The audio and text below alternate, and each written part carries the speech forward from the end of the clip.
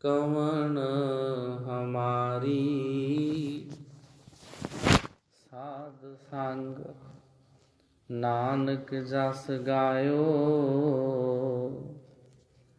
जो प्रभ की अत प्यारी।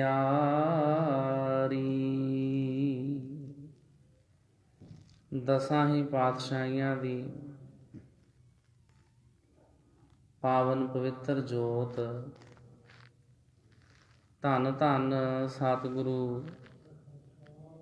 श्री गुरु ग्रंथ साहिब जी महाराज मेरी पीरी दे मालक छेवें पातशाह धन धन श्री गुरु हरगोबिंद साहिब जी महाराज जी दे पावन पवित्र स्थानां विखे ਵੱਡਿਆਂ ਭਾਗਾਂ ਵਾਲੀ ਸਾਧ ਸੰਗਤ ਜੀ, ਆਪਾਂ ਗੁਰੂ ਕਿਰਪਾ ਦੁਆਰਾ ਸਤਿਗੁਰੂ ਜੀ ਦੀ ਹਜ਼ੂਰੀ ਵਿੱਚ ਜੁੜ ਮਿਲ ਬੈਠੇ ਹਾਂ।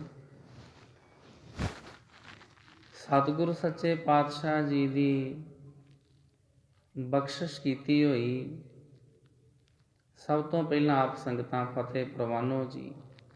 ਵਾਹਿਗੁਰੂ ਜੀ ਕਾ ਖਾਲਸਾ, ਵਾਹਿਗੁਰੂ ਜੀ ਕੀ ਫਤਿਹ। ਲੜੀਵਾਰ ਇਤਿਹਾਸ ਦੀ ਕਥਾ ਆਪ ਸੰਗਤਾਂ ਸਰਵਣ ਕਰ ਰਹੇ ਹੋ। ਸ੍ਰੀ ਗੁਰੂ ਨਾਨਕ ਸਾਹਿਬ ਜੀ ਮਹਾਰਾਜ ਜੀ ਦਾ ਇਤਿਹਾਸ। ਪਰ ਉਸ ਤੋਂ ਪਹਿਲਾਂ ਅੱਜ ਸਾਧ ਸੰਗਤ ਜੀ ਜਿਹੜਾ ਮਹਾਨ ਪਵਿੱਤਰ ਦਿਹਾੜਾ ਹੈ, ਉਸ ਗੁਰੂ ਕੇ ਸੂਰਬੀਰ ਯੋਧੇ ਸਤਿਗੁਰ ਸੱਚੇ ਪਾਤਸ਼ਾਹ ਜੀ ਦੇ ਫਰਜ਼ੰਦ ਸਾਹਿਬਜ਼ਾਦਾ ਬਾਬਾ ਅਜੀਤ ਸਿੰਘ ਜੀ ਨੂੰ ਯਾਦ ਕਰੀਏ, ਕਿਉਂਕਿ ਉਹਨਾਂ ਦਾ ਸਾਧ ਸੰਗਤ ਜੀ ਅੱਜ ਜਨਮ ਦਿਹਾੜਾ ਹੈ। ਸਾਹਿਬਜ਼ਾਦਾ ਬਾਬਾ ਅਜੀਤ ਸਿੰਘ ਜੀ। ਸਤਿਗੁਰ ਸੱਚੇ ਪਾਤਸ਼ਾਹ ਜੀ ਸ੍ਰੀ ਗੁਰੂ ਗੋਬਿੰਦ ਸਿੰਘ ਸਾਹਿਬ ਜੀ ਮਹਾਰਾਜ ਜੀ ਦੇ ਬਾਬਾ ਅਜੀਤ ਸਿੰਘ ਜੀ ਵੱਡੇ ਸਪੁੱਤਰ ਸਨ ਤੇ ਸਾਹਿਬਜ਼ਾਦਾ ਜੀ ਦਾ ਜਨਮ ਸੰਨ 1687 ਦੇ ਵਿੱਚ ਹੋਇਆ ਵਾ, ਪਾਉਂਟਾ ਸਾਹਿਬ ਵਿਖੇ ਮਾਤਾ ਸੁੰਦਰੀ ਜੀ ਦੀ ਕੁੱਖ ਤੋਂ।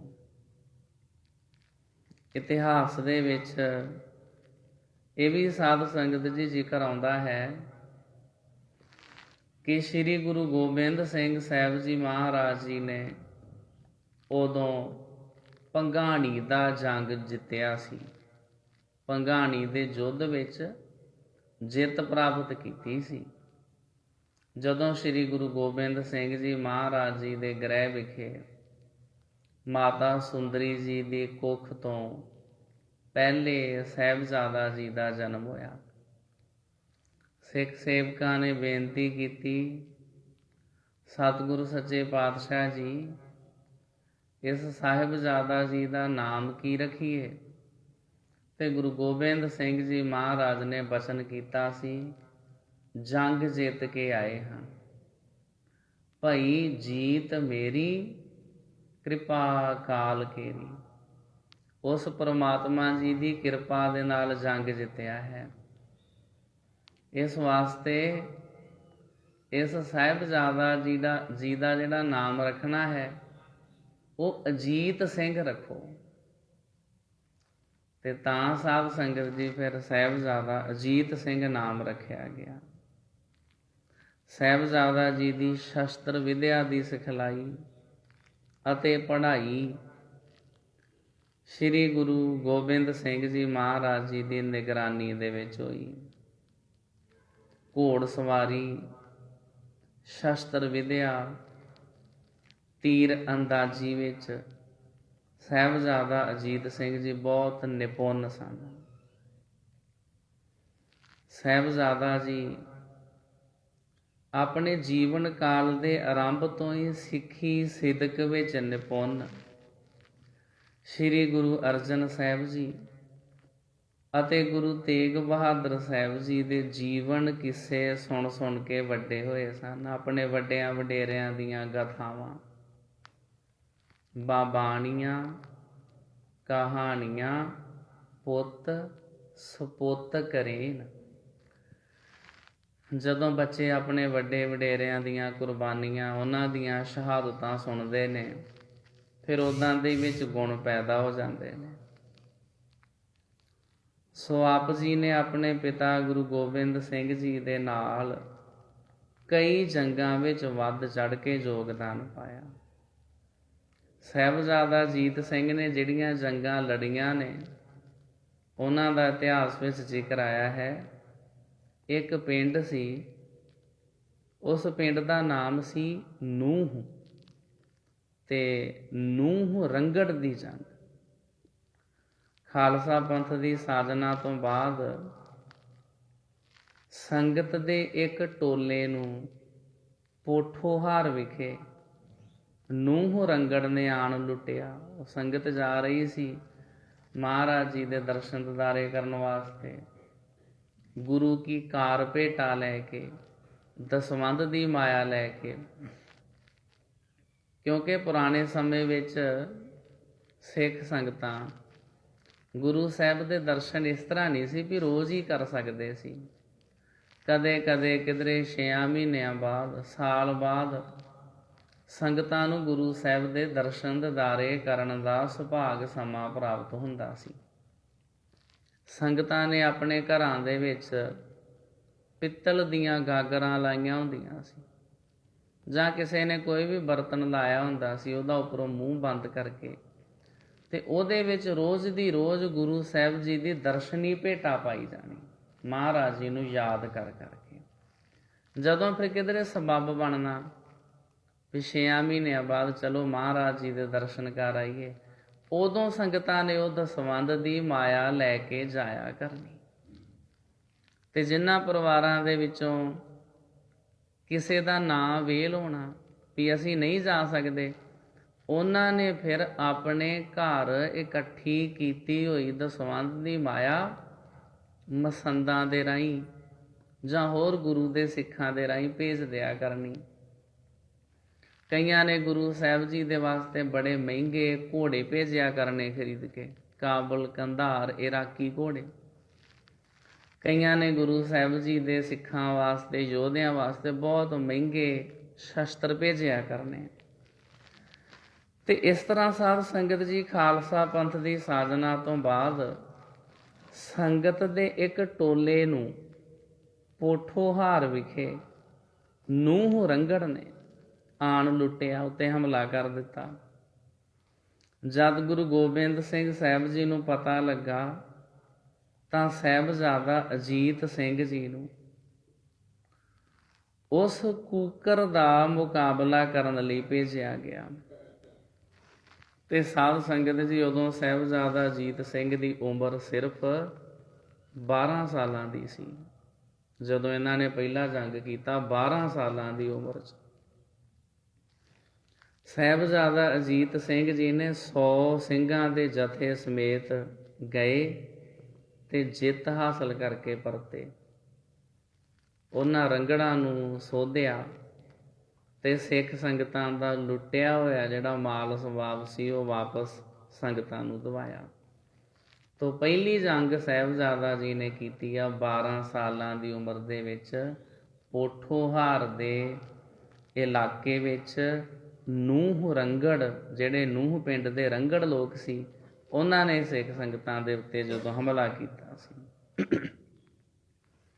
ਫਿਰ ਸਾਧ ਸੰਗਤ ਜੀ, ਆਨੰਦਪੁਰ ਸਾਹਿਬ ਦੇ ਹਮਲੇ ਵਿੱਚ ਸਾਹਿਬਜ਼ਾਦਾ ਅਜੀਤ ਸਿੰਘ ਜੀ ਨੂੰ ਤਾਰਾਗੜ੍ਹ ਅਤੇ ਨਿਰਮੋਹਗੜ੍ਹ ਦੇ ਕਿਲੇ ਦੀ ਜ਼ਿੰਮੇਵਾਰੀ ਸੌਂਪੀ ਗਈ। ਕਿਉਂਕਿ ਜਿਹੜਾ ਆਨੰਦਪੁਰ ਸਾਹਿਬ ਹੈ, ਆਨੰਦਪੁਰ ਸਾਹਿਬ ਦੀ ਸੁਰੱਖਿਆ ਦੇ ਵਾਸਤੇ ਗੁਰੂ ਸਾਹਿਬ ਜੀ ਨੇ 5 ਕਿਲੇ ਬਣਵਾਏ ਸਨ, ਉੱਚੀਆਂ ਥਾਵਾਂ ਦੇ ਉੱਤੇ, ਪਹਾੜੀਆਂ ਦੇ ਉੱਤੇ, ਤਾਂ ਕਿ ਅਗਰ ਕੋਈ ਜ਼ਾਬਰ ਜਰਵਾਣਾ ਆਨੰਦਪੁਰ ਸਾਹਿਬ ਦੇ ਉੱਤੇ ਹਮਲਾ ਕਰੇ ਤੇ ਦੂਰੋਂ ਹੀ ਪਤਾ ਚੱਲ ਜਾਵੇ। ਵੀ ਕੋਈ ਦੁਸ਼ਮਣ ਅਨੰਦਪੁਰ ਸਾਹਿਬ ਦੇ ਉੱਤੇ ਚੜ੍ਹਾਈ ਕਰਕੇ ਆ ਰਿਹਾ। ਆਪ ਸੰਗਤਾਂ ਨੇ ਦਰਸ਼ਨ ਦਿਦਾਰੇ ਕੀਤੇ ਹੋਣਗੇ। ਇਹਨਾਂ ਦੇ ਵਿੱਚੋਂ ਜਿਹੜਾ ਕਿਲ੍ਹਾ ਤਾਰਾਗੜ੍ਹ ਆ, ਇਹ ਵੀ ਉੱਚੀ ਪਹਾੜੀ ਦੇ ਉੱਤੇ ਬਣਿਆ ਹੋਇਆ। ਅੱਜ ਤੋਂ ਕੁਝ ਸਾਲ ਪਹਿਲਾਂ ਮੇਰੀ ਉੱਥੇ ਡਿਊਟੀ ਲੱਗੀ ਸੀ ਆ ਹੋਲੇ ਮਹੱਲੇ ਦੇ ਦਿਨਾਂ ਵਿੱਚ। ਬਹੁਤ ਉੱਚੀ ਪਹਾੜੀ ਦੇ ਉੱਤੇ ਕਿਲ੍ਹਾ ਤਾਰਾਗੜ੍ਹ ਬਣਿਆ ਹੋਇਆ ਵਾ। ਉੱਥੋਂ ਪਤਾ ਚੱਲ ਜਾਂਦਾ ਸੀ ਵੀ ਕੋਈ ਦੁਸ਼ਮਣ, ਕੋਈ ਫੌਜ ਤੇ ਨਹੀਂ ਆ ਰਹੀ ਹਮਲਾ ਕਰਨ ਵਾਸਤੇ। ਤਾਂ ਸਾਧ ਸੰਗਤ ਜੀ, ਜਦੋਂ ਅਨੰਦਪੁਰ ਸਾਹਿਬ ਦੇ ਉੱਤੇ ਹਮਲੇ ਹੋ ਰਹੇ ਸਨ ਤੇ ਗੁਰੂ ਗੋਬਿੰਦ ਸਿੰਘ ਜੀ ਮਹਾਰਾਜ ਜੀ ਨੇ ਕਿਲ੍ਹਾ ਤਾਰਾਗੜ੍ਹ ਤੇ ਕਿਲ੍ਹਾ ਨਿਰਮੋਹਗੜ੍ਹ, ਇਹਨਾਂ ਦੇ ਉੱਤੇ ਨਜ਼ਰ ਰੱਖਣੀ, ਇੱਥੋਂ ਦੀ ਸਾਰੀ ਜ਼ਿੰਮੇਵਾਰੀ ਉਹ ਬਾਬਾ ਅਜੀਤ ਸਿੰਘ ਜੀ ਨੂੰ, ਸਾਹਿਬਜ਼ਾਦਾ ਜੀ ਨੂੰ ਸੌਂਪੀ ਹੋਈ ਸੀ। ਤੇ ਬਾਬਾ ਜੀ ਨੇ ਸੂਰਬੀਰਤਾ ਨਾਲ ਮੁਕਾਬਲਾ ਕਰਦੇ ਹੋਏ ਜਿੱਤ ਹਾਸਲ ਕੀਤੀ ਤੇ ਮੁਗਲਾਂ ਦੀਆਂ ਫੌਜਾਂ ਨੂੰ ਮਾਰ ਭਜਾਇਆ, ਜਦੋਂ ਉਹਨਾਂ ਨੇ ਸੰਨ 1700 ਦੇ ਵਿੱਚ ਹਮਲੇ ਕੀਤੇ। ਕਿਉਂਕਿ ਇਹ ਜੰਗ ਸਿਰਫ ਇੱਕ ਹੀ ਨਹੀਂ ਹੋਈ, ਗੁਰੂ ਗੋਬਿੰਦ ਸਿੰਘ ਜੀ ਮਹਾਰਾਜ ਨੇ ਤਾਂ ਟੋਟਲ 14 ਜੰਗਾਂ ਕੀਤੀਆਂ ਨੇ। ਉਹਨਾਂ ਵਿੱਚ ਅਨੇਕਾਂ ਸੂਰਬੀਰ ਯੋਧਿਆਂ ਨੇ ਵੀ ਹਿੱਸਾ ਲਿਆ ਵਾ। ਤੇ ਸਾਹਿਬਜ਼ਾਦਾ ਅਜੀਤ ਸਿੰਘ ਜੀ ਨੇ ਵੀ, ਜਿਵੇਂ ਆਪਾਂ ਇਤਿਹਾਸ ਦੇ ਵਿੱਚ ਪੜ੍ਹਦੇ ਹਾਂ, ਉਹ ਸਾਹਿਬਜ਼ਾਦਾ ਜੀ ਵੀ ਇਹਨਾਂ ਜੰਗਾਂ ਦੇ ਵਿੱਚ ਹਿੱਸਾ ਲੈਂਦੇ ਰਹੇ ਨੇ। ਇਹ ਨਹੀਂ ਹੈ ਵੀ ਗੁਰੂ ਗੋਬਿੰਦ ਸਿੰਘ ਜੀ ਮਹਾਰਾਜ ਜੀ ਨੇ ਬਾਬਾ ਅਜੀਤ ਸਿੰਘ ਜੀ ਨੂੰ ਪਹਿਲੀ ਵਾਰੀ ਸ਼ਾਇਦ ਚਮਕੌਰ ਦੀ ਜੰਗ ਵਿੱਚ ਭੇਜਿਆ ਸੀ। ਜ਼ਿਆਦਾਤਰ ਅਸੀਂ ਇਸ ਤਰ੍ਹਾਂ ਹੀ ਸੁਣਦੇ ਹਾਂ, ਜ਼ਿਆਦਾਤਰ ਇਤਿਹਾਸ ਵਿੱਚ ਅਸੀਂ ਇਸ ਤਰ੍ਹਾਂ ਹੀ ਸੁਣਦੇ ਹਾਂ ਕਿ ਸਾਹਿਬਜ਼ਾਦਾ ਅਜੀਤ ਸਿੰਘ ਜੀ ਨੂੰ ਗੁਰੂ ਸਾਹਿਬ ਨੇ ਚਮਕੌਰ ਦੀ ਜੰਗ ਵਿੱਚ ਭੇਜਿਆ। ਨਹੀਂ ਸਾਧ ਸੰਗਤ ਜੀ, ਗੁਰੂ ਗੋਬਿੰਦ ਸਿੰਘ ਜੀ ਮਹਾਰਾਜ ਨੇ ਤੇ ਆਪਣੇ ਵੱਡੇ ਸਾਹਿਬਜ਼ਾਦੇ ਨੂੰ 12 ਸਾਲਾਂ ਦੀ ਉਮਰ ਦੇ ਵਿੱਚ ਹੀ ਜੰਗਾਂ ਯੁੱਧਾਂ ਦੇ ਵਿੱਚ ਭੇਜਣਾ ਸ਼ੁਰੂ ਕਰ ਦਿੱਤਾ ਸੀ। 1705 ਵਿੱਚ ਮੁਗਲਾਂ ਨੇ ਅਨੰਦਪੁਰ ਸਾਹਿਬ ਵਿਖੇ ਹਮਲਾ ਕੀਤਾ। ਫੌਜਦਾਰ ਨੇ ਗੁਰੂ ਗੋਬਿੰਦ ਸਿੰਘ ਸਾਹਿਬ ਜੀ ਨਾਲ ਵਾਅਦਾ ਪ੍ਰੋਮਿਸ ਕੀਤਾ ਕਿ ਜੇਕਰ ਕਿਲ੍ਹਾ ਖਾਲੀ ਕਰ ਦਿੱਤਾ ਜਾਵੇ ਤਾਂ ਉਹ ਕਿਸੇ ਨੂੰ ਨੁਕਸਾਨ ਨਹੀਂ ਪਹੁੰਚਾਉਣਗੇ। ਗੁਰੂ ਸਾਹਿਬ ਨੇ ਉਸ ਉੱਤੇ ਯਕੀਨ ਕਰਦੇ ਹੋਏ, ਕਿਉਂਕਿ ਉਹਨਾਂ ਨੇ ਕਸਮਾਂ ਹੀ ਖਾਧੀਆਂ ਸੀ, ਜਿਵੇਂ ਕੁਰਾਨ ਸ਼ਰੀਫ ਦੀ ਜਿਲਦ ਦੇ ਉੱਤੇ ਸਹੁੰ ਲਿਖ ਕੇ ਭੇਜੀ ਸੀ। ਪੰਮੇ ਪੁਰੋਹਿਤ ਨੇ ਆਟੇ ਦੀ ਗਊ ਬਣਾ ਕੇ ਥਾਲੀ ਦੇ ਵਿੱਚ ਰੱਖ ਕੇ ਉਹਦੀ ਸਹੁੰ ਖਾਧੀ ਸੀ ਵੀ ਸਾਨੂੰ ਗਊ ਮਾਤਾ ਦੀ ਸਹੁੰ ਲੱਗੇ, ਅਸੀਂ ਝੂਠ ਨਹੀਂ ਬੋਲਦੇ। ਮੁਗਲਾਂ ਨੇ ਕਿਹਾ ਜੀ ਅਸੀਂ ਕੁਰਾਨ ਸ਼ਰੀਫ ਦੀ ਕਸਮ ਖਾਂਦੇ ਹਾਂ, ਤੁਸੀਂ ਅਨੰਦਪੁਰ ਸਾਹਿਬ ਦਾ ਕਿਲ੍ਹਾ ਛੱਡ ਦਿਓ, ਅਸੀਂ ਤੁਹਾਡਾ ਕੋਈ ਨੁਕਸਾਨ ਨਹੀਂ ਕਰਾਂਗੇ। ਗੁਰੂ ਸਾਹਿਬ ਜੀ ਨੇ ਸਿੱਖਾਂ ਨੂੰ ਸਮਝਾਇਆ, ਇਹ ਝੂਠੇ ਲੋਕ ਹਨ, ਪਰ ਕਿਲ੍ਹਾ ਤੇ ਅਸੀਂ ਛੱਡਣਾ ਹੀ ਹੈ। ਅਸੀਂ ਇੱਥੇ ਕਿੰਨਾ ਕੁ ਚਿਰ ਕਿਲ੍ਹੇ ਦੇ ਵਿੱਚ ਘਿਰੇ ਹੋਏ ਰਹਿ ਸਕਦੇ ਹਾਂ। ਪਰ ਇਹਨਾਂ ਦੀਆਂ ਜਿਹੜੀਆਂ ਝੂਠੀਆਂ ਕਸਮਾਂ ਨੇ ਉਹ ਸਾਰੇ ਸੰਸਾਰ ਵਿੱਚ ਪ੍ਰਗਟ ਹੋ ਜਾਣਗੀਆਂ ਕਿ ਇਹਨਾਂ ਲੋਕਾਂ ਨੂੰ ਨਾ ਤੇ ਆਪਣੇ ਧਾਰਮਿਕ ਗ੍ਰੰਥਾਂ ਦੇ ਉੱਤੇ ਵਿਸ਼ਵਾਸ ਆ ਤੇ ਨਾ ਇਹ ਜਿਨ੍ਹਾਂ ਨੂੰ ਆਪਣੇ ਦੇਵੀ ਦੇਵਤੇ ਮੰਨਦੇ ਇਹਨਾਂ ਨੂੰ ਉਹਨਾਂ ਦੇ ਉੱਤੇ ਵੀ ਵਿਸ਼ਵਾਸ ਨਹੀਂ ਹੈ। ਇਹ ਤੇ ਆਪਣੇ ਦੇਵੀ ਦੇਵਤਿਆਂ ਦੇ ਬਾਰੇ ਇਹੋ ਜਿਹੀਆਂ ਗੱਲਾਂ ਬਣਾ ਲੈਂਦੇ ਨੇ ਜਿਨ੍ਹਾਂ ਨੂੰ ਸੁਣ ਸੁਣ ਕੇ ਹੈਰਾਨ ਹੋ ਜਾਈਦਾ। ਇਹ ਤੇ ਆਪਣਿਆਂ ਨੂੰ ਨਹੀਂ ਬਖਸ਼ਦੇ, ਕਿਸੇ ਹੋਰ ਦਾ ਭਲਾ ਕੀ ਕਰਨਗੇ। ਥੋੜ੍ਹੇ ਦਿਨ ਪਹਿਲਾਂ ਇੱਕ ਸ਼ਬਦ ਪੜ੍ਹਿਆ ਸੀ ਰਾਤ ਦੇ ਸਮੇਂ ਸੁੱਖ ਆਸਣ ਤੋਂ ਬਾਅਦ, ਜਦੋਂ ਆਪਾਂ 7:15 ਵਜੇ ਇੱਕ ਸ਼ਬਦ ਪੜ੍ਹਦੇ ਆ ਨਾ, ਵੈਸੇ ਤੇ 9ਵੇਂ ਪਾਤਸ਼ਾਹ ਜੀ ਦੀ ਬਾਣੀ ਦਾ ਇੱਕ ਸ਼ਬਦ ਪੜ੍ਹੀਦਾ, ਕਿਉਂਕਿ 9ਵੇਂ ਪਾਤਸ਼ਾਹ ਜੀ ਦਾ 400 ਸਾਲਾ ਪ੍ਰਕਾਸ਼ ਦਿਹਾੜਾ ਆ ਰਿਹਾ ਹੈ। ਤੇ ਪਰ ਜਿਵੇਂ ਦੇ ਹਾਲਾਤ ਹੋਣ ਕਈ ਵਾਰੀ ਉੱਦਾਂ ਦਾ ਸ਼ਬਦ ਪੜ੍ਹ ਲਈਦਾ। ਇੱਕ ਦਿਨ ਸ਼ਬਦ ਪੜ੍ਹਿਆ ਸੀ, ਪਾਂਡੇ ਤੁਮਰੀ ਗਾਇਤਰੀ ਲੋਧੇ ਕਾ ਖੇਤ ਖਾਤੀ ਥੀ। ਭਗਤ ਨਾਮਦੇਵ ਜੀ ਦਾ ਸ਼ਬਦ ਆਏ। ਉਹਦੇ ਵਿੱਚ ਭਗਤ ਨਾਮਦੇਵ ਜੀ ਲਿਖਦੇ ਨੇ ਵੀ ਪੰਡਤ ਜੀ, ਜਿਹਦੇ ਉੱਤੇ ਤੁਸੀਂ ਵਿਸ਼ਵਾਸ ਕਰਦੇ ਹੋ, ਜਿਹਦੇ ਤੇ ਭਰੋਸਾ ਕਰਦੇ ਹੋ, ਉਹਦੇ ਬਾਰੇ ਗਲਤ ਸਾਖੀਆਂ ਤੇ ਨਾ ਬਣਾਓ। ਜਦੋਂ ਤੁਸੀਂ ਇਹੋ ਜਿਹੀਆਂ ਗਲਤ ਸਾਖੀਆਂ ਬਣਾਓਗੇ ਤੇ ਤੁਹਾਡਾ ਆਪਣੇ ਇਸ਼ਟ ਦੇ ਉੱਤੇ ਵਿਸ਼ਵਾਸ ਹੀ ਨਹੀਂ ਰਹਿਣਾ। ਆਪੇ ਤੁਸੀਂ ਕਹਿੰਦੇ ਹੋ ਵੀ ਜਿਹੜਾ ਸਾਡਾ ਗਾਇਤਰੀ ਮੰਤਰ ਆ ਬੜਾ ਪਵਿੱਤਰ ਹੁੰਦਾ ਵਾ, ਤੇ ਜੇ ਉਹਦੇ ਬਾਰੇ ਪੁੱਛੀਏ ਵੀ ਉਹ ਕੀ ਸੀ ਤੇ ਉਹ ਪੂਰਾ ਕਿਉਂ ਨਹੀਂ ਹੈ, ਕਾਵ ਤੋਲ ਪੂਰਾ ਕਿਉਂ ਨਹੀਂ ਹੁੰਦਾ, ਫਿਰ ਤੁਸੀਂ ਖੁਦ ਕਹਿੰਦੇ ਹੋ, ਤੁਹਾਡੇ ਆਪਣੇ ਗ੍ਰੰਥਾਂ ਦੇ ਵਿੱਚ ਲਿਖਿਆ ਹੋਇਆ ਹੈ, ਪਾਂਡੇ ਤੁਮਰੀ ਗਾਇਤਰੀ। ਗਾਇਤਰੀ ਦਾ ਅਰਥ ਹੁੰਦਾ ਗਾਂ, ਵੀ ਇੱਕ ਗਾਂ ਸੀ। ਪਾਂਡੇ ਤੁਮਰੀ ਗਾਇਤਰੀ ਲੋਧੇ ਕਾ ਖੇਤ ਖਾਤੀ ਥੀ। ਉਹ ਗਾਂ ਇੱਕ ਲੋਧੇ ਨਾਮ ਦੇ ਜ਼ਿਮੀਂਦਾਰ ਦੇ ਖੇਤ ਵਿੱਚ ਵੜ ਗਈ, ਉਹਦੀ ਫਸਲ ਬਰਬਾਦ ਕਰਨ ਲੱਗ ਪਈ। ਪਾਂਡੇ ਤੁਮਰੀ ਗਾਇਤਰੀ ਲੋਧੇ ਕਾ ਖੇਤ ਖਾਤੀ ਥੀ, ਲੇਕਰ ਠੇਗਾ ਟਗਰੀ ਤੋਰੀ ਲਾਂਗਤ ਲਾਂਗਤ ਜਾਤੀ ਥੀ। ਉਸ ਜ਼ਿਮੀਂਦਾਰ ਨੂੰ ਗੁੱਸਾ ਆਇਆ ਵੀ ਮੈਂ ਇੰਨੀ ਮਿਹਨਤ ਕਰਕੇ ਫਸਲ ਤਿਆਰ ਕਰਦਾ ਹਾਂ ਤੇ ਇਹ ਗਾਂ ਮੇਰੀ ਫਸਲ ਦੇ ਵਿੱਚ ਆਣ ਕੇ ਤੇ ਮੇਰੀ ਫਸਲ ਨੂੰ ਬਰਬਾਦ ਕਰਦੀ ਪਈ ਹੈ। ਉਹਨੇ ਡਾਂਗ ਮਾਰ ਕੇ ਗਾਂ ਦੀ ਇੱਕ ਲੱਤ ਤੋੜ ਦਿੱਤੀ, ਜਿਹਦਾ ਕਰਕੇ ਉਹਨੂੰ 3 ਪੈਰਾਂ ਦੇ ਸਹਾਰੇ ਤੁਰਨਾ ਪਿਆ, ਬੜਾ ਮੁਸ਼ਕਲ ਹੋ ਗਿਆ। ਇਹ ਤੁਸੀਂ ਗਾਇਤਰੀ ਮੰਤਰ ਦੇ ਬਾਰੇ ਸਾਖੀ ਬਣਾਈ ਆ। ਬਾਕੀ ਹੋਰ ਵੀ ਭਗਤ ਜੀ ਨੇ ਉਹਦੇ ਵਿੱਚ ਕਈ ਕਹਾਣੀਆਂ ਦਾ ਜ਼ਿਕਰ ਕੀਤਾ ਵਾ। ਪਾਂਡੇ ਤੁਮਰਾ ਮਹਾਦੇਵ, ਧੌਲੇ ਬਲਦ ਚੜਿਆ ਆਵਤ ਦੇਖਿਆ ਥਾ, ਮੋਦੀ ਕੇ ਘਰ ਖਾਣਾ ਪਾਕਾ, ਵਾਕਾ ਲੜਕਾ ਮਾਰਿਆ ਥਾ। ਪਾਂਡੇ ਤੁਮਰਾ ਰਾਮਚੰਦ, ਸੋਪੀ ਆਵਤ ਦੇਖਿਆ ਥਾ, ਰਾਵਣ ਸੇਤੀ ਸਰਵਰ ਹੋਈ, ਘਰ ਕੀ ਜੋਏ ਗਵਾਈ ਥੀ। ਹਿੰਦੂ ਅੰਨਾ ਤੁਰਕੂ ਕਾਣਾ, ਦੋਹਾਂ ਤੇ ਗਿਆਨੀ ਸਿਆਣਾ। ਹਿੰਦੂ ਪੂਜੈ ਦੇਹੁਰਾ, ਮੁਸਲਮਾਨ ਮਸੀਤ, ਨਾਮੇ ਸੋਈ ਸੇਵਿਆ, ਜਹ ਦੇਹੁਰਾ ਨਾਮ ਮਸੀਤ। ਮੈਂ ਤੇ ਉਸ ਰੱਬ ਦੀ ਪੂਜਾ ਕਰਦਾ ਹਾਂ ਜਿਸ ਰੱਬ ਨੂੰ ਕਿਸੇ ਮੰਦਰ, ਮਸਜਿਦ ਜਾਂ ਗੁਰਦੁਆਰੇ ਵਿੱਚ ਕੈਦ ਨਹੀਂ ਕੀਤਾ ਜਾ ਸਕਦਾ। ਅਸੀਂ ਇਹ ਨਹੀਂ ਕਹਿ ਸਕਦੇ ਵੀ ਰੱਬ ਸਿਰਫ ਇੱਥੇ ਹੀ ਵੱਸਦਾ ਵਾ ਤੇ ਬਾਹਰ ਨਹੀਂ ਹੈਗਾ। ਸਾਡਾ ਜਿਹੜਾ ਰੱਬ ਪਰਮਾਤਮਾ ਉਹ ਸਾਰੀਆਂ ਥਾਵਾਂ ਦੇ ਉੱਤੇ ਵੱਸਦਾ। ਸ਼ਬਦ ਦੀ ਪੂਰੀ ਵਿਚਾਰ ਜੇ ਮੈਂ ਕਰਾਂਗਾ ਫਿਰ ਬਹੁਤਾ ਸਮਾਂ ਲੱਗੇਗਾ। ਇਹ ਆਲਰੇਡੀ ਇਸ ਸ਼ਬਦ ਦੀ ਵਿਆਖਿਆ ਕਰਕੇ ਤੇ ਮੈਂ YouTube ਦੇ ਉੱਤੇ ਅਪਲੋਡ ਕੀਤੀ ਹੋਈ, ਉੱਥੋਂ ਤੁਸੀਂ ਸੁਣਨਾ ਚਾਹੋ ਤੇ ਸੁਣ ਲਿਓ। ਤਾਂ ਗੁਰੂ ਗੋਬਿੰਦ ਸਿੰਘ ਰਹੋ ਵਿਚਾਰ, ਗੁਰੂ ਗੋਬਿੰਦ ਸਿੰਘ ਜੀ ਮਹਾਰਾਜ ਨੇ ਸਿੱਖਾਂ ਨੂੰ ਸਮਝਾਇਆ ਇਹ ਝੂਠੇ ਲੋਕ ਨੇ, ਇਹ ਗਊ ਦੀਆਂ ਕਸਮਾਂ ਖਾ ਕੇ ਵੀ ਜਿਹੜਾ ਵਿਸ਼ਵਾਸ ਆ ਉਹ ਤੋੜ ਦੇਣਗੇ।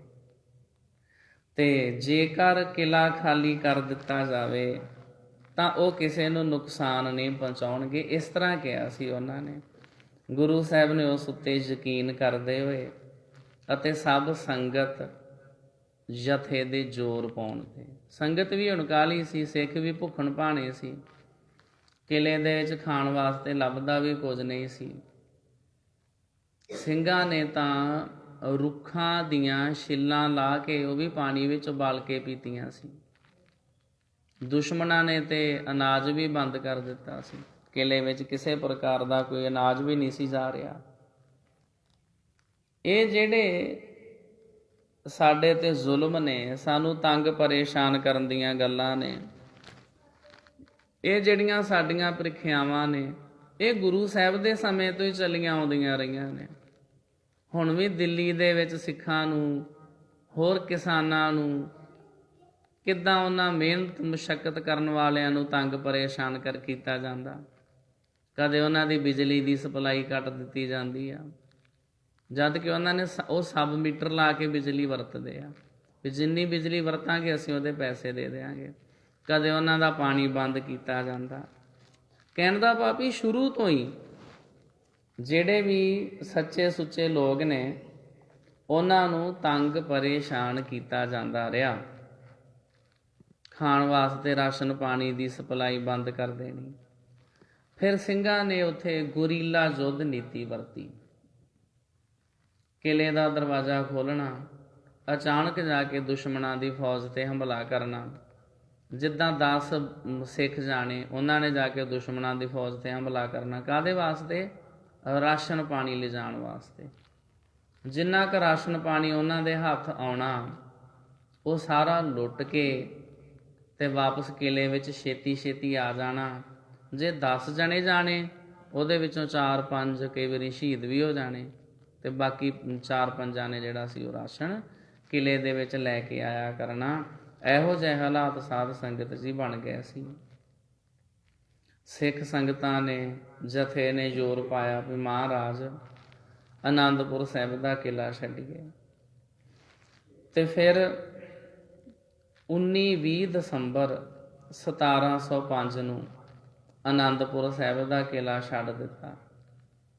ਗੁਰੂ ਸਾਹਿਬ ਨੇ ਸਾਹਿਬਜ਼ਾਦਾ ਅਜੀਤ ਸਿੰਘ, ਜਿਨ੍ਹਾਂ ਦਾ ਅੱਜ ਜਨਮ ਦਿਹਾੜਾ ਵਾ, ਅਤੇ ਭਾਈ ਉਦੈ ਸਿੰਘ ਜੀ ਨੂੰ ਸੰਗਤ ਦੀ ਰੱਖਿਆ ਦੇ ਹੁਕਮ ਦਿੱਤੇ। ਪਰ ਫੌਜਦਾਰ ਨੇ ਆਪਣੀ ਕੂੜ ਮੱਤ ਦਾ ਪ੍ਰਚਾਰ ਕਰਦੇ ਹੋਏ ਸ਼ਾਹੀ ਟਿੱਬੀ ਵਿਖੇ ਹਮਲਾ ਕਰ ਦਿੱਤਾ, ਸਾਰੇ ਵਾਅਦੇ ਤੋੜ ਦਿੱਤੇ। ਤੇ ਸਰਸਾ ਨਦੀ ਦੇ ਕੰਢੇ ਭਾਰੀ ਲੜਾਈ ਹੋਈ, ਜਿਸ ਵਿੱਚ ਸਾਹਿਬਜ਼ਾਦਾ ਅਜੀਤ ਸਿੰਘ ਨੇ ਅਗਵਾਈ ਕੀਤੀ। ਜਦੋਂ ਬਾਕੀ ਸਿੰਘ ਸਰਸਾ ਨਦੀ ਪਾਰ ਕਰ ਗਏ, ਪਿੱਛੋਂ ਸਾਹਿਬਜ਼ਾਦਾ ਅਜੀਤ ਸਿੰਘ ਜੀ ਨੇ ਵੀ ਸਰਸਾ ਪਾਰ ਕੀਤੀ। ਇੱਥੇ ਹੀ ਪਰਿਵਾਰ ਵਿਛੋੜਾ ਪੈ ਗਿਆ ਅਤੇ ਛੋਟੇ ਸਾਹਿਬਜ਼ਾਦੇ ਸਾਹਿਬਜ਼ਾਦਾ ਜ਼ੋਰਾਵਰ ਸਿੰਘ ਜੀ, ਸਾਹਿਬਜ਼ਾਦਾ ਫਤਿਹ ਸਿੰਘ ਜੀ ਅਤੇ ਮਾਤਾ ਗੁਜਰ ਕੌਰ ਜੀ ਵੱਖ ਹੋ ਗਏ ਸਰਸਾ ਨਦੀ ਦੇ ਕੰਢੇ 'ਤੇ।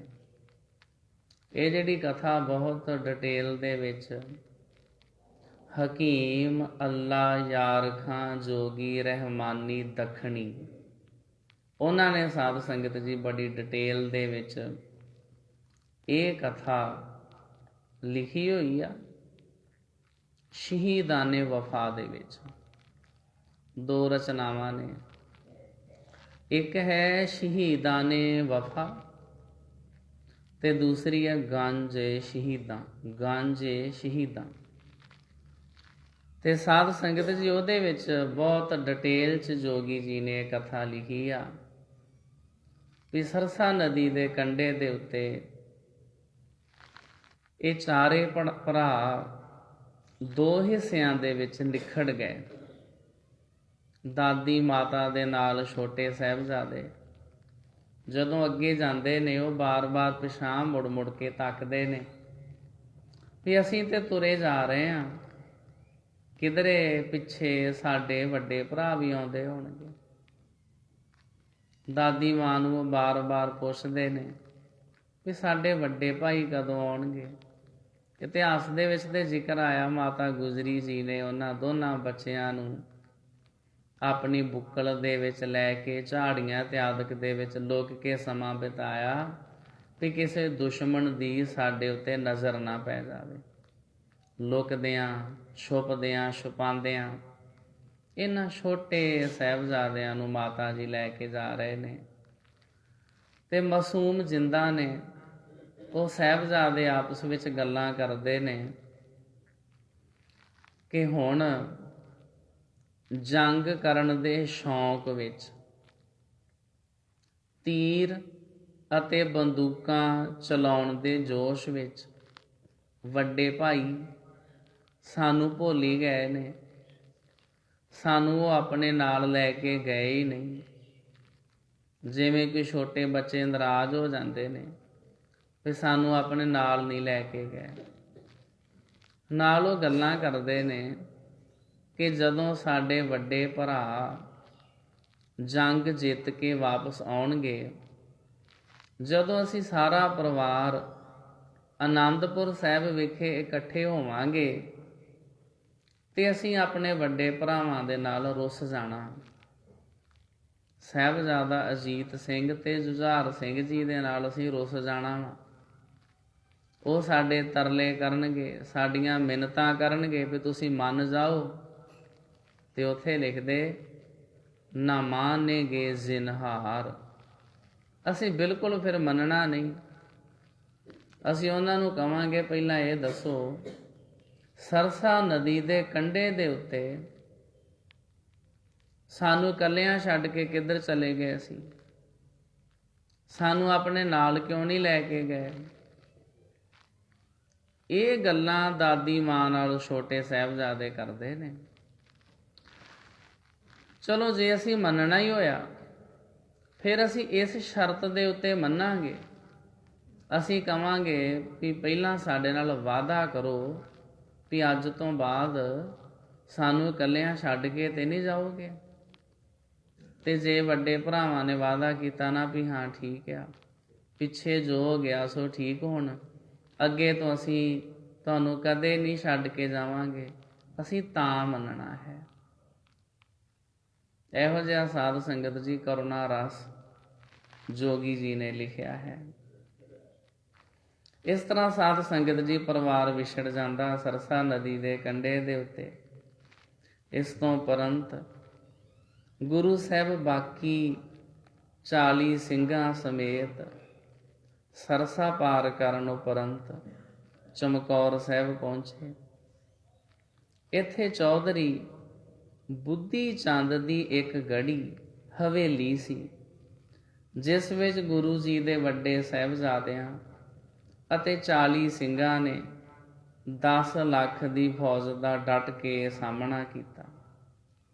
ਘਮਸਾਨ ਯੁੱਧ ਹੋਇਆ, ਜਿਸ ਵਿੱਚ ਸਾਹਿਬਜ਼ਾਦਾ ਅਜੀਤ ਸਿੰਘ ਜੀ ਅਤੇ ਜੁਝਾਰ ਸਿੰਘ ਜੀ ਨੇ ਸੂਰਬੀਰਤਾ ਨਾਲ ਮੁਗਲ ਫੌਜ ਦਾ ਸਾਹਮਣਾ ਕੀਤਾ ਅਤੇ ਸ਼ਹੀਦੀ ਜਾਮ ਪੀ ਗਏ। ਐਸੀ ਮਰਨੀ ਜੋ ਮਰੈ ਬਹੁਰ ਨਾ ਮਰਨਾ ਹੋਏ। ਤੇ ਗੁਰੂ ਗੋਬਿੰਦ ਸਿੰਘ ਜੀ ਮਹਾਰਾਜ ਜੀ ਨੇ ਇਹ ਬਚਨ ਕਹਿੰਦਿਆਂ ਹੋਇਆਂ, ਕਬੀਰ ਮੇਰਾ ਮੁਝ ਮੈਂ ਕਿਛ ਨਹੀਂ, ਜੋ ਕਿਛ ਹੈ ਸੋ ਤੇਰਾ, ਤੇਰਾ ਤੁਝ ਕੋ ਸੌਂਪਤੇ ਕਿਆ ਲਾਗੈ ਮੇਰਾ। ਹੇ ਅਕਾਲ ਪੁਰਖ ਵਾਹਿਗੁਰੂ ਜੀ, ਇਹ ਸਭ ਕੁਝ ਤੁਹਾਡਾ ਹੀ ਬਖਸ਼ਿਸ਼ ਕੀਤਾ ਹੋਇਆ ਹੈ। ਇਸ ਗੱਲ ਦਾ ਅਸੀਂ ਅਹਿਸਾਸ ਕਰਕੇ ਵੇਖੀਏ, ਜਦੋਂ ਕੋਈ ਮਾਤਾ ਪਿਤਾ ਆਪਣੇ ਬੱਚੇ ਨੂੰ ਘਰੋਂ ਤੋਰਦੇ ਨੇ, ਭਾਵੇਂ ਤੇ ਉਸ ਬੱਚੇ ਨੇ ਵਿਦੇਸ਼ ਵਿੱਚ ਹੀ ਜਾਣਾ ਹੋਵੇ ਨਾ, ਸਟੱਡੀ ਬੇਸ ਤੇ ਜਾਣਾ ਹੋਵੇ ਕਿਸੇ ਫੋਰਨ ਕੰਟਰੀ ਦੇ ਵਿੱਚ, ਤੇ ਜਦੋਂ ਮਾਤਾ ਪਿਤਾ ਆਪਣੇ ਉਸ ਜਿਗਰ ਦੇ ਟੁਕੜੇ, ਆਪਣੇ ਸਰੀਰ ਦੇ ਹਿੱਸੇ ਆਪਣੇ ਬੱਚੇ ਨੂੰ ਕਿਧਰੇ ਵਿਦੇਸ਼ ਵਿੱਚ ਤੋਰਦੇ ਨੇ, ਨਾ ਚਾਹੁੰਦਿਆਂ ਹੋਇਆਂ ਵੀ ਆਪ ਮੁਹਾਰੇ ਉਹਨਾਂ ਦੀਆਂ ਅੱਖਾਂ ਦੇ ਵਿੱਚ ਹੰਝੂ ਆ ਜਾਂਦੇ ਨੇ। ਇਹ ਇੱਕ ਸੱਚਾਈ ਆ। ਉਹ ਸਿਚੁਏਸ਼ਨ ਹੀ ਐਸੀ ਹੁੰਦੀ ਆ, ਉਹ ਸਮਾਂ ਹੀ ਐਸਾ ਹੁੰਦਾ। ਅਸੀਂ ਲੱਖ ਕੋਸ਼ਿਸ਼ ਕਰੀਏ, ਪਰ ਜਦੋਂ ਕੋਈ ਸਾਡਾ ਬੱਚਾ ਸਾਡੇ ਤੋਂ ਦੂਰ ਜਾਂਦਾ ਵਾ, ਚਾਹੇ ਉਹਨੇ ਇੰਡੀਆ ਵਿੱਚ ਕਿਸੇ ਨੌਕਰੀ 'ਤੇ ਜਾਣਾ ਹੋਵੇ, ਕੋਈ ਪੜ੍ਹਾਈ ਕਰਨ ਵਾਸਤੇ ਜਾਣਾ ਹੋਵੇ, ਤੇ ਕਿਉਂਕਿ ਉਹ ਸਾਡੇ ਸਰੀਰ ਦਾ ਅੰਗ ਆ, ਆਪਣੇ ਆਪ ਹੀ ਸਾਡੀਆਂ ਅੱਖਾਂ ਸੇਜਲ ਹੋ ਜਾਂਦੀਆਂ ਨੇ। ਸੇਜਲ ਜਲ ਦੇ ਸਹਿਤ ਸਾਡਾ ਗੱਚ ਭਾਰ ਆਉਂਦਾ ਵਾ। ਪਰ ਇਹ ਤੇ ਗੁਰੂ ਗੋਬਿੰਦ ਸਿੰਘ ਜੀ ਮਹਾਰਾਜ ਸਾਹਿਬਜ਼ਾਦਾ ਅਜੀਤ ਸਿੰਘ ਜੀ ਨੂੰ ਉੱਥੇ ਤੋਰ ਰਹੇ ਹਨ, ਜਿੱਥੇ ਅੱਗੇ ਮੁਕਾਬਲਾ ਕਰਨ ਵਾਸਤੇ ਬਹੁਤ ਸੂਰਬੀਰ ਨੇ, ਤੇਗਾਂ ਦੇ ਧਨੀ ਨੇ, ਤੀਰਾਂ ਦੇ ਨਿਸ਼ਾਨੇ ਲਾਉਣ ਵਾਲੇ ਨੇ, ਜਿੱਥੇ ਸਾਧ ਸੰਗਤ ਜੀ ਗੋਲੀਆਂ ਦਾ ਮੀਂਹ ਵਰਦਾ ਪਿਆ, ਜਿੱਥੇ ਤੀਰਾਂ ਦੀ ਛਾਂ ਹੈ। ਉਸ ਭਿਆਨਕ ਯੁੱਧ ਵਿੱਚ ਗੁਰੂ ਗੋਬਿੰਦ ਸਿੰਘ ਜੀ ਮਹਾਰਾਜ ਸਾਹਿਬਜ਼ਾਦਾ ਅਜੀਤ ਸਿੰਘ ਜੀ ਨੂੰ ਭੇਜਦੇ ਨੇ ਤੇ ਨਾਲ ਦੀ ਨਾਲ ਬਚਨ ਕਰਦੇ ਨੇ, ਹੇ ਪੁੱਤਰ ਜਾਓ, ਮੈਂ ਤੁਹਾਨੂੰ ਉਸ ਅਕਾਲ ਪੁਰਖ ਵਾਹਿਗੁਰੂ ਪਰਮਾਤਮਾ ਜੀ ਦੀ ਭੇਟਾ ਕਰਦਾ ਹਾਂ। ਤੁਸੀਂ ਮੈਨੂੰ ਅਕਾਲ ਪੁਰਖ ਵਾਹਿਗੁਰੂ ਜੀ ਨੇ ਹੀ ਬਖਸ਼ਿਸ਼ ਕੀਤੇ ਸੀ ਤੇ ਮੈਂ ਇਹ ਅਮਾਨਤ ਅਕਾਲ ਪੁਰਖ ਵਾਹਿਗੁਰੂ ਜੀ ਨੂੰ ਹੀ ਭੇਟ ਕਰਦਾ ਹਾਂ। ਉਹ ਚਮਕੌਰ ਦੀ ਗੜੀ ਦਾ ਇਤਿਹਾਸ ਸਾਧ ਸੰਗਤ ਜੀ ਬੜਾ ਮਹਾਨ ਹੈ। ਰਾਤ ਦੇ ਸਮੇਂ ਸਿੱਖਾਂ ਨੇ ਗੁਰੂ ਗੋਬਿੰਦ ਸਿੰਘ ਜੀ ਮਹਾਰਾਜ ਦੇ ਵਾਸਤੇ, ਸਾਹਿਬਜ਼ਾਦਿਆਂ ਦੇ ਵਾਸਤੇ ਬਿਸਤਰੇ ਤਿਆਰ ਕਰ ਦਿੱਤੇ ਨੇ। ਬਿਸਤਰੇ ਕੀ ਸੀ? ਜੋ ਵੀ ਇੱਧਰੋਂ ਉੱਧਰੋਂ ਵਾਧੂ ਘਾਟੂ ਲੀੜੇ ਕੱਪੜੇ ਜੋ ਵੀ ਉਹਨਾਂ ਨੂੰ ਮਿਲਿਆ ਸਿੰਘਾਂ ਨੂੰ, ਉਹਨਾਂ ਨੇ ਗੁਰੂ ਗੋਬਿੰਦ ਸਿੰਘ ਜੀ ਮਹਾਰਾਜ ਦੇ ਵਾਸਤੇ, ਸਾਹਿਬਜ਼ਾਦਿਆਂ ਦੇ ਵਾਸਤੇ ਉਹ ਬਿਸਤਰੇ ਤਿਆਰ ਕਰ ਦਿੱਤੇ। ਕੋਈ ਚਾਦਰ, ਕੋਈ ਹਜ਼ੂਰੀਆ, ਕੋਈ ਪਰਨਾ, ਕੋਈ ਜੋ ਵੀ ਕੱਪੜਾ ਉਹਨਾਂ ਨੂੰ ਮਿਲਿਆ ਵੀ ਇੱਥੇ ਮਹਾਰਾਜ ਜੀ ਆਰਾਮ ਕਰਨਗੇ। ਸਾਹਿਬਜ਼ਾਦੇ ਇਹਨਾਂ ਬਿਸਤਰਿਆਂ ਦੇ ਉੱਤੇ ਆਰਾਮ ਕਰਨਗੇ। ਆਪ ਵੀ ਸਾਰਿਆਂ ਨੇ ਆਪੋ ਆਪਣੀ ਤਿਆਰੀ ਕਰ ਲਈ। ਕਿਸੇ ਨੂੰ ਹੋਰ ਕੁਝ ਨਾ ਲੱਭਾ, ਉਹਨੇ ਆਪਣੇ ਸਿਰ ਦੇ ਥੱਲੇ ਘੋੜੇ ਦੀ ਕਾਠੀ ਰੱਖ ਲਈ। ਕਿਸੇ ਨੇ ਹੋਰ ਕੋਈ ਕੱਪੜਾ, ਕਿਸੇ ਨੇ ਆਪਣੀ ਬਾਂਹ ਦਾ ਸਹਾਰਾ ਹੀ ਦੇ ਲਿਆ। ਉਹ ਥੱਕੇ ਟੁੱਟੇ ਭੁੱਖਣ ਭਾਣੇ ਗੁਰੂ ਕੇ ਸਿੰਘ ਚਮਕੌਰ ਦੀ ਗੜੀ ਵਿੱਚ ਰਾਤ ਦੇ ਸਮੇਂ ਕੁਝ ਘੜੀਆਂ ਵਾਸਤੇ ਆਰਾਮ ਕਰਨ ਵਾਸਤੇ ਸਿਆਲ ਦੀ ਰੁੱਤ ਵਿੱਚ ਲੇਟ ਗਏ। ਇਹੋ ਜਿਹੇ ਭਿਆਨਕ ਹਾਲਾਤਾਂ ਦੇ ਵਿੱਚ ਜਦੋਂ ਸਾਧ ਸੰਗਤ ਜੀ ਸਾਰੇ ਸੌਂ ਗਏ, ਸ੍ਰੀ ਗੁਰੂ ਗੋਬਿੰਦ ਸਿੰਘ ਜੀ ਮਹਾਰਾਜ ਜੀ ਨੂੰ ਨੀਂਦ ਕਿੱਥੇ ਸੀ? ਜਿੱਥੇ ਉਹਨਾਂ ਦੇ ਜਾਨਾਂ ਤੋਂ ਪਿਆਰਿਆਂ ਦੇ ਹਾਲਾਤ ਐਸੇ ਹੋਣ। ਸਤਿਗੁਰੂ ਸੱਚੇ ਪਾਤਸ਼ਾਹ ਜੀ ਉੱਠੇ ਨੇ ਤੇ ਉੱਠ ਕੇ ਸਾਧ ਸੰਗਤ ਜੀ ਆਪਣੇ ਉਹਨਾਂ ਸਿੰਘਾਂ ਦੇ ਦਰਸ਼ਨ ਕਰ ਰਹੇ ਨੇ। ਇਹ ਵੀ ਇਤਿਹਾਸ ਵਿੱਚ ਜ਼ਿਕਰ ਆਇਆ, ਉਹਨਾਂ ਦਾ ਸਤਿਕਾਰ ਕਰ ਰਹੇ ਨੇ। ਸਤਿਗੁਰੂ ਸੱਚੇ ਪਾਤਸ਼ਾਹ ਜੀ ਉਹਨਾਂ ਦੇ ਸਿਰਹਾਣੇ ਵਾਲੇ ਪਾਸੇ ਜੇ ਆਉਂਦੇ ਨੇ, ਵੇਖਦੇ ਵੀ ਥੱਕੇ ਟੁੱਟੇ ਸਿੰਘ, ਕਈਆਂ ਦੀਆਂ ਦਸਤਾਰਾਂ ਵੀ ਸਿਰ ਤੋਂ ਲੱਥ ਚੁੱਕੀਆਂ ਨੇ। ਉਹਨਾਂ ਦੀਆਂ ਸਤਿਗੁਰੂ ਦਸਤਾਰਾਂ ਸਜਾਉਂਦੇ ਨੇ, ਉਹਨਾਂ ਦੇ ਮੱਥੇ ਚੁੰਮਦੇ ਨੇ। ਕਈਆਂ ਦੇ ਜਿਹੜੇ ਸ਼ਸਤਰ ਉਹ ਠੀਕ ਕਰਕੇ ਰੱਖਦੇ ਨੇ। ਜੇ ਸਤਿਗੁਰੂ ਸੱਚੇ ਪਾਤਸ਼ਾਹ ਜੀ ਉਹਨਾਂ ਦੇ ਪੈਰਾਂ ਵਾਲੇ ਪਾਸੇ ਆਉਂਦੇ ਨੇ ਤੇ ਸਤਿਗੁਰੂ ਜੀ ਉਹਨਾਂ ਦੇ ਪੈਰ ਵੀ ਚੁੰਮਦੇ ਸਿੰਘਾਂ ਦੇ। ਅਸੀਂ ਵੀ ਨਹੀਂ ਆਪਣੇ ਛੋਟੇ ਜਿਹੇ ਬੱਚੇ ਦੇ ਪਿਆਰ ਨਾਲ ਉਹਨੂੰ ਸਰੀਰ ਨੂੰ ਚੁੰਮਦੇ ਹਾਂ, ਉਹਦੇ ਕੋਮਲ ਮਾਸੂਮ ਪੈਰ ਦੇਖਦੇ ਹਾਂ। ਸਤਿਗੁਰੂ ਸੱਚੇ ਪਾਤਸ਼ਾਹ ਜੀ ਦੇ ਦਿਲ ਦੇ ਵਿੱਚ ਵੀ ਅੱਜ ਇਹੋ ਹੀ ਭਾਵ ਹੈ। ਸਿੰਘਾਂ ਨੂੰ ਪਿਆਰ ਕਰਦੇ ਨੇ। ਜੇ ਕਿਸੇ ਦੇ ਸਰੀਰ ਦੇ ਉੱਤੇ ਕੋਈ ਕੱਪੜਾ ਖਿਸਕ ਗਿਆ, ਉਹਦੇ ਸਰੀਰ ਦੇ ਉੱਤੇ ਕੱਪੜਾ ਦਿੰਦੇ ਨੇ। ਜਿਵੇਂ ਆਪਾਂ ਆਪਣੇ ਬੱਚਿਆਂ ਦੇ ਰਾਤ ਸਮੇਂ ਬੱਚੇ ਸੁੱਤੇ ਹੁੰਦੇ, ਆਪਾਂ ਕਈ ਵਾਰੀ ਉੱਠ ਪੈਂਦੇ ਹਾਂ, ਉਹਨਾਂ ਦਾ ਸਰੀਰ ਢੱਕਦੇ ਹਾਂ। ਇਵੇਂ ਗੁਰੂ ਗੋਬਿੰਦ ਸਿੰਘ ਜੀ ਮਹਾਰਾਜ ਨੇ ਪਿਆਰ ਕੀਤਾ ਆਪਣੇ ਖਾਲਸੇ ਨੂੰ। ਸਾਹਿਬਜ਼ਾਦਿਆਂ ਵੱਲ ਆਉਂਦੇ ਨੇ, ਉਹਨਾਂ ਨੂੰ ਵੇਖਦੇ ਨੇ, ਨਾਲੇ ਬਚਨ ਕਰਦੇ ਨੇ, ਥੇ ਚਾਰ ਹੋ ਅਬ ਦੋ ਹੀ, ਸਹਿਰ ਜੇ ਵੀ ਨਾ ਹੋਂਗੇ।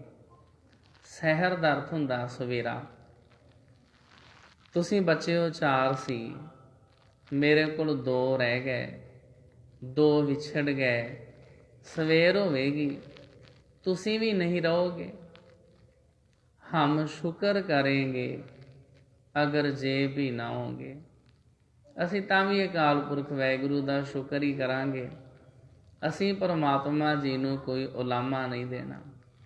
ਇਸ ਤਰ੍ਹਾਂ ਉਹਨੇ ਉਹਨਾਂ ਸਿੰਘਾਂ ਜਾਨਾਂ ਤੋਂ ਪਿਆਰੇ ਸਾਹਿਬਜ਼ਾਦਿਆਂ ਦੇ ਦਰਸ਼ਨ ਦਿਦਾਰੇ ਕਰਦਿਆਂ, ਉਹਨਾਂ ਤੋਂ ਵਾਰਨੇ ਬਲਿਹਾਰਨੇ ਜਾਂਦਿਆਂ ਰਾਤ ਬਤੀਤ ਹੋਈ। ਅਗਲੇ ਦਿਨ ਫਿਰ ਦੀਵਾਨ ਸਜਿਆ। ਉੱਥੇ ਗੁਰੂ ਗੋਬਿੰਦ ਸਿੰਘ ਜੀ ਮਹਾਰਾਜ ਨੇ ਉਹਨਾਂ ਯੋਧਿਆਂ ਨੂੰ ਸੂਰਬੀਰਤਾ ਦੇ ਵਖਿਆਨ ਸੁਣਾਏ ਨੇ, ਵਿਚਾਰਾਂ ਸੁਣਾਈਆਂ ਨੇ।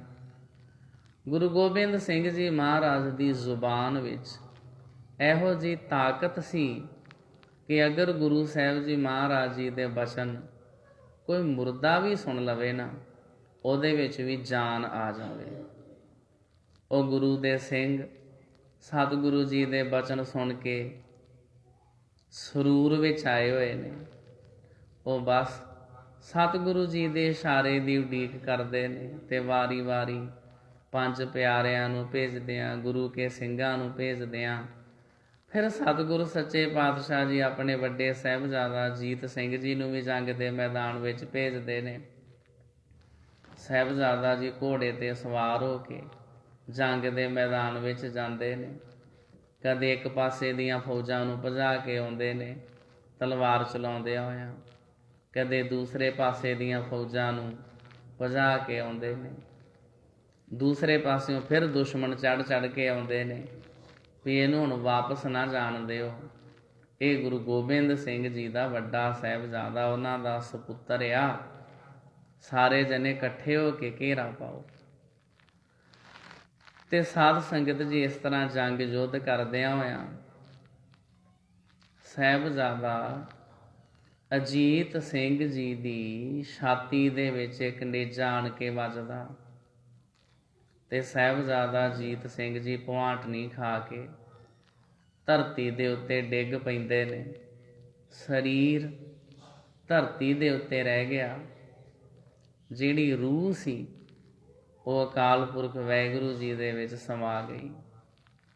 ਫਿਰ ਗੁਰੂ ਗੋਬਿੰਦ ਸਿੰਘ ਜੀ ਮਹਾਰਾਜ ਸਾਹਿਬਜ਼ਾਦਾ ਜੁਝਾਰ ਸਿੰਘ ਨੂੰ ਭੇਜਦੇ ਨੇ। ਉਸੇ ਤਰ੍ਹਾਂ ਛੋਟੀ ਕਿਰਪਾਨ ਦੇ ਕੇ ਸਾਹਿਬਜ਼ਾਦਾ ਜੁਝਾਰ ਸਿੰਘ ਜੀ ਜੰਗ ਯੁੱਧ ਕਰ ਰਹੇ ਹਨ, ਦੁਸ਼ਮਣਾਂ ਨਾਲ ਮੁਕਾਬਲਾ ਕਰ ਰਹੇ ਹਨ।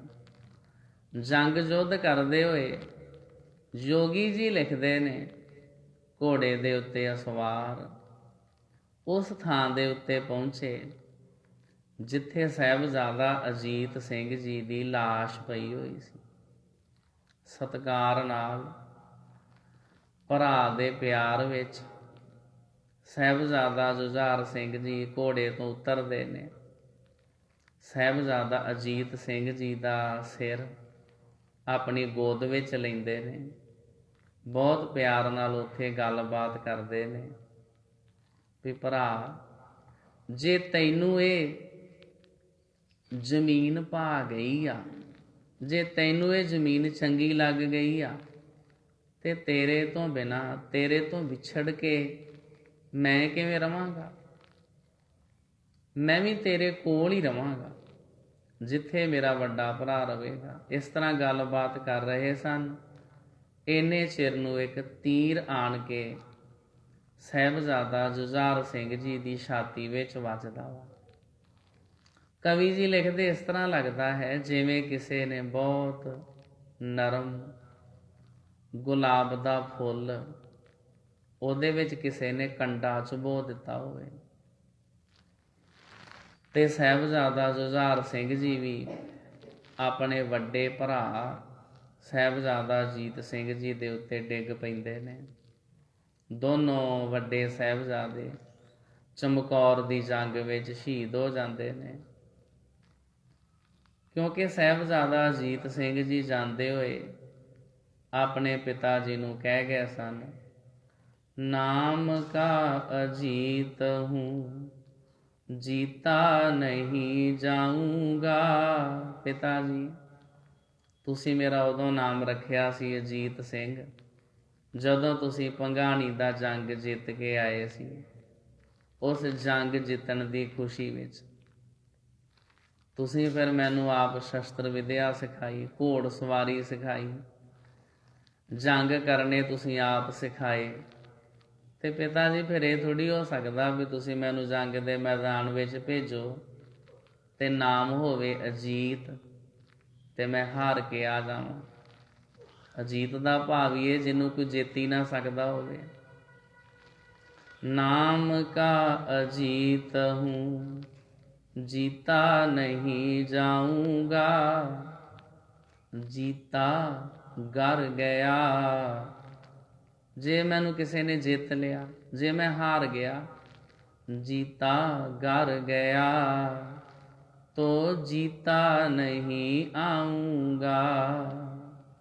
ਪਿਤਾ ਜੀ, ਜੇ ਮੈਨੂੰ ਕਿਸੇ ਨੇ ਜਿੱਤ ਲਿਆ, ਜੇ ਮੈਂ ਜੰਗ ਦੇ ਮੈਦਾਨ ਵਿੱਚ ਹਾਰ ਗਿਆ, ਮੈਂ ਹਾਰ ਕੇ ਤੁਹਾਡੇ ਕੋਲ ਨਹੀਂ ਆਵਾਂਗਾ, ਮੈਂ ਫਿਰ ਜਿਉਂਦਾ ਤੁਹਾਡੇ ਕੋਲ ਨਹੀਂ ਆਵਾਂਗਾ।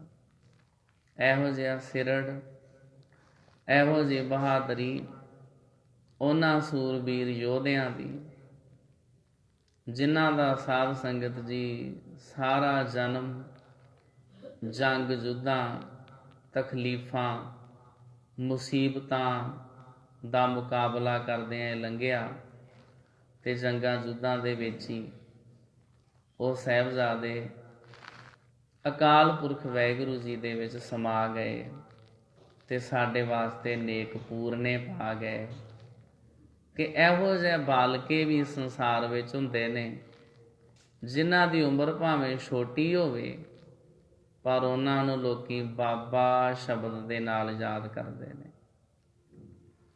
ਬਾਬਾ ਸ਼ਬਦ ਤੇ ਵੱਡਿਆਂ ਦੇ ਵਾਸਤੇ ਵਰਤਿਆ ਜਾਂਦਾ। ਬਾਬਾ ਤੇ ਦਾਦੇ ਨੂੰ ਵੀ ਕਹਿੰਦੇ ਨੇ। ਬਾਬਾ ਸ਼ਬਦ ਦੀ ਡੈਫੀਨੇਸ਼ਨ ਕੀ ਆ? ਬਾਬਾ ਸ਼ਬਦ ਦਾ ਅਰਥ ਕੀ ਹੁੰਦਾ? ਬਾਬਾ ਉਸ ਸ਼ਖਸੀਅਤ ਨੂੰ ਕਹਿੰਦੇ ਨੇ ਜਿਹਦੀ ਗੱਲ ਮੰਨਣ ਯੋਗ ਹੋਵੇ, ਜਿਹੜਾ ਸਿਆਣੀ ਗੱਲ ਕਰਦਾ ਹੋਵੇ, ਉਹਨੂੰ ਕਹਿੰਦੇ ਨੇ ਬਾਬਾ। ਬੇਸ਼ੱਕ ਉਮਰ ਛੋਟੀ ਹੈ ਪਰ ਤਾਂ ਵੀ ਸਤਿਕਾਰ ਦੇ ਨਾਲ ਅਸੀਂ ਸ਼ਬਦ ਵਰਤਦੇ ਹਾਂ। ਸਾਹਿਬਜ਼ਾਦਾ ਬਾਬਾ ਅਜੀਤ ਸਿੰਘ ਜੀ। ਐਵੇਂ ਜਣੇ ਖਣੇ ਨੂੰ ਸਾਨੂੰ ਬਾਬਾ ਨਹੀਂ ਕਹਿਣਾ ਚਾਹੀਦਾ। ਬਾਬਾ ਸ਼ਬਦ ਬਹੁਤ ਵੱਡਾ। ਭਾਈ ਗੁਰਦਾਸ ਜੀ ਨੇ ਗੁਰੂ ਨਾਨਕ ਸਾਹਿਬ ਜੀ ਨੂੰ ਬਾਬਾ ਕਿਹਾ। ਭਾਈ ਗੁਰਦਾਸ ਜੀ ਨੇ, ਉਹਨਾਂ ਨੇ ਕਈ ਥਾਵਾਂ ਦੇ ਉੱਤੇ ਗੁਰੂ ਨਾਨਕ ਲਿਖਿਆ ਹੀ ਨਹੀਂ, ਸਿਰਫ ਬਾਬਾ ਹੀ ਲਿਖ ਦਿੱਤਾ। ਤੇ ਜਿਹੜੇ ਸਿੱਖ ਨੇ ਨਾ ਇਹ ਆਪੇ ਸਮਝ ਲੈਣਗੇ। ਗੁਰੂ ਨਾਨਕ ਸਾਹਿਬ ਦਾ ਨਾਮ ਲਿਖਣ ਦੀ ਲੋੜ ਨਹੀਂ ਆ। ਜਿਹੜੇ ਸਿੱਖ ਨੇ ਇਹ ਆਪੇ ਸਮਝ ਲੈਣਗੇ ਵੀ ਜੇ ਮੈਂ ਲਿਖ ਦਿੱਤਾ ਨਾ ਬਾਬਾ, ਇਹਦਾ ਮਤਲਬ ਗੁਰੂ ਨਾਨਕ ਸਾਹਿਬ ਦੀ ਗੱਲ ਕਰ ਰਹੇ ਆ। ਫਿਰ ਬਾਬਾ ਗਿਆ ਬਗਦਾਦ ਨੂੰ, ਨਾਮ ਨਹੀਂ ਲਿਖਿਆ, ਇਕੱਲਾ ਹੀ ਬਾਬਾ ਲਿਖਿਆ। ਇੱਕ ਬਾਬਾ ਅਕਾਲ ਰੂਪ, ਦੂਜਾ ਰਬਾਬੀ ਮਰਦਾਨਾ। ਬਾਬਾ ਪੈਂਦਾ ਸੱਚਖੰਡ, ਨੌ ਨਿਧ ਨਾਮ ਗਰੀਬੀ ਪਾਈ। ਆਇਆ ਕਿਤੇ ਨਾਨਕ ਸਾਹਿਬ ਦਾ ਨਾਮ ਨਾ, ਇਕੱਲਾ ਹੀ ਬਾਬਾ। ਰੇਤ ਅੱਕ ਆਹਾਰ ਕਰ, ਰੋੜਾਂ ਦੀ ਗੁਰ ਕਰੀ ਵਿਛਾਈ। ਗੁਰੂ ਤੇ ਬਾਬਾ। ਤਾਂ ਕਰਕੇ ਸਾਧ ਸੰਗਤ ਜੀ ਜਿਹੜਾ ਬਾਬਾ ਸ਼ਬਦ ਆ ਬੜਾ ਮਹਾਨ ਆ। ਇਹ ਸਾਹਿਬਜ਼ਾਦਿਆਂ ਦੇ ਹਿੱਸੇ ਆਇਆ ਵਾ। ਸਾਹਿਬਜ਼ਾਦਾ ਬਾਬਾ ਅਜੀਤ ਸਿੰਘ ਜੀ, ਸਾਹਿਬਜ਼ਾਦਾ ਬਾਬਾ ਜੁਝਾਰ ਸਿੰਘ ਜੀ, ਸਾਹਿਬਜ਼ਾਦਾ ਬਾਬਾ ਜ਼ੋਰਾਵਰ ਸਿੰਘ ਜੀ, ਸਾਹਿਬਜ਼ਾਦਾ ਬਾਬਾ ਫਤਿਹ ਸਿੰਘ ਜੀ। ਉਹ ਮਹਾਨ ਸਾਧ ਸੰਗਤ ਜੀ ਸ਼ਖਸੀਅਤਾਂ, ਮਹਾਨ ਗੁਰੂ ਦੇ ਪਿਆਰੇ, ਅਕਾਲ ਪੁਰਖ ਵਾਹਿਗੁਰੂ ਜੀ ਦਾ ਰੂਪ, ਜਿਹੜੇ ਸਾਡੇ ਵਾਸਤੇ ਪੂਰਨੇ ਪਾ ਕੇ ਗਏ ਨੇ। ਉਹਨਾਂ ਦਾ ਇਤਿਹਾਸ ਸੁਣਿਆ ਕਰੋ, ਆਪਣੇ ਬੱਚਿਆਂ ਨੂੰ ਸੁਣਾਇਆ ਕਰੋ, ਆਪਣੇ ਘਰਾਂ ਵਿੱਚ ਅਸੀਂ ਦੱਸਿਆ ਕਰੀਏ ਵੀ ਅੱਜ ਸਾਹਿਬਜ਼ਾਦਾ ਅਜੀਤ ਸਿੰਘ ਜੀ ਦਾ ਜਨਮ ਦਿਹਾੜਾ ਮਨਾਇਆ ਜਾ ਰਿਹਾ ਹੈ। ਇਸ ਜਨਮ ਦਿਹਾੜੇ ਦੀਆਂ ਆਪ ਸੰਗਤਾਂ ਨੂੰ ਲੱਖ ਲੱਖ ਵਧਾਈਆਂ ਹੋਣ। ਸਤਿਗੁਰੂ ਸੱਚੇ ਪਾਤਸ਼ਾਹ ਜੀ ਕਿਰਪਾ ਕਰਨ, ਅਸੀਂ ਵੀ ਉਹਨਾਂ ਸੂਰਬੀਰ ਯੋਧਿਆਂ ਦੇ ਪਾਏ ਹੋਏ ਪੂਰਨਿਆਂ ਦੇ ਉੱਤੇ ਚੱਲੀਏ ਤੇ ਸਾਨੂੰ ਇਹ ਸਾਧ ਸੰਗਤ ਜੀ ਫਖਰ ਪ੍ਰਾਪਤ ਆ। ਇਹ ਮਾਣ ਵਾਲੀ ਗੱਲ ਆ ਵੀ ਉਹ ਸਾਡੇ ਵੱਡੇ ਵਡੇਰੇ ਹੋਏ ਨੇ ਤੇ ਅਸੀਂ ਉਹਨਾਂ ਦੇ ਪਾਏ ਹੋਏ ਪੂਰਨਿਆਂ ਦੇ ਉੱਤੇ ਚੱਲਣਾ ਹੈ। ਐਸੀ ਮਰਨੀ ਜੋ ਮਰੈ, ਬਹੁੜ ਨਾ ਮਰਨਾ ਹੋਏ। ਇਹੋ ਜਿਹੀ ਮੌਤ ਕਿ ਦੁਬਾਰਾ ਫਿਰ ਮਰਨ ਦੀ ਲੋੜ ਹੀ ਨਾ ਪਵੇ। ਨਹੀਂ ਤੇ ਜਿਹੜੇ ਕਾਇਰ ਲੋਕ ਨੇ ਉਹ ਆਪਣੀ ਜ਼ਿੰਦਗੀ ਵਿੱਚ ਕਈ ਵਾਰੀ ਮਰਦੇ ਨੇ। ਜਿਹੜੇ ਡਰਪੋਕ ਲੋਕ ਨੇ, ਜਿਹੜੇ ਸੂਰਬੀਰ ਯੋਧੇ ਨੇ, ਉਹ ਬਸ ਇੱਕੋ ਵਾਰੀ ਹੀ ਮਰਦੇ ਹਨ। ਸਤਿਗੁਰੂ ਸੱਚੇ ਪਾਤਸ਼ਾਹ ਸਾਰਿਆਂ ਦੇ ਉੱਤੇ ਕਿਰਪਾ ਕਰਨ। ਹੋਈਆਂ ਭੁੱਲਾਂ ਗਲਤੀਆਂ ਦੀ ਮੁਆਫੀ। ਫਤਿਹ ਪ੍ਰਵਾਨੋ ਜੀ। ਵਾਹਿਗੁਰੂ ਜੀ ਕਾ ਖਾਲਸਾ, ਵਾਹਿਗੁਰੂ ਜੀ ਕੀ ਫਤਿਹ।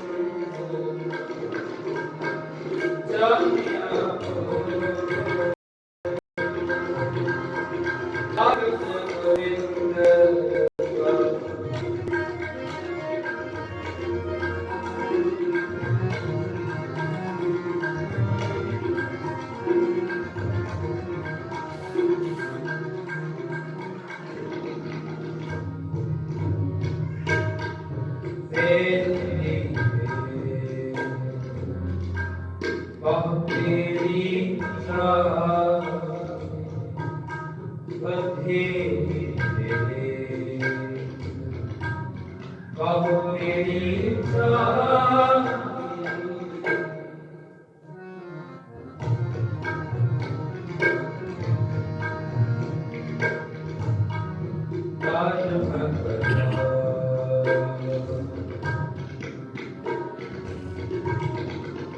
ताज महल हर पद ताज महल हर पद मन चितिया मन चितिया सतगुर सेवा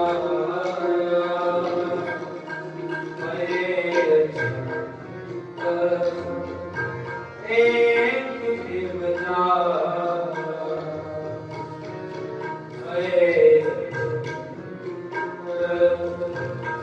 एक शिवला प्रकृति सब